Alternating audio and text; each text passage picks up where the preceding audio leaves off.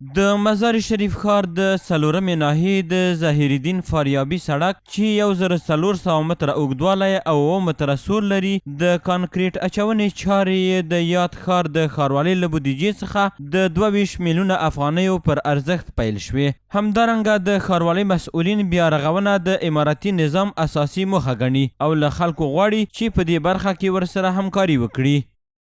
و در این بخش ما خسته نمیشیم که جای خراب شما شما سر ما صدا میکنید. خوشبختی هستیم که ما خادم شما فرستاده شدیم و خدمت شما را بکنیم. 1400 متر طول داره و عرض از این 7 متر می باشد. دیگه بودجه از این سرک 22 میلیون افغانی می باشد.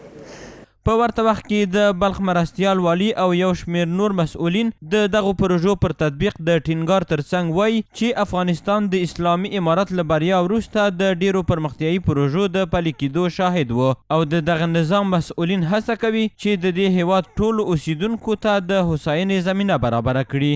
مسئولین امارات اسلامی در ولایت بلخ و همگی چی خودی چی کلان هر بخشی که باشه به خدمت ملت است، به خدمت شما مردم است و هر نوع توان واسش که است شب و روز تلاش داره که سرک ما شما جور شود، کوچه ما شما جور شود، تعمیر ساختمان ما شما جور شود، امی شهر ما شما یک شهر آبادی جور شود که به همه چیز به ما شما سهولت کاروبار اشتغال زایی همه شی به ما شما و فراهم شود. امارت اسلامی الحمدلله سراغلی ده. تاسو وینئ همیش د ولس د خدماتو په کوشش کې څنګه خدمات عرضه کوي ولس ته د وطن مشکلات څنګه حل سي. په دا 20 کال کې تاسو لیدل لکه څنګه جناب ښاروال صاحب محترم سي ویلې دا کارونه سي کېدل هسې نمایشي وو. 3 لاسه 4 لاسه به کوم کیفیت او استاندارد سي هغه نه درلودله.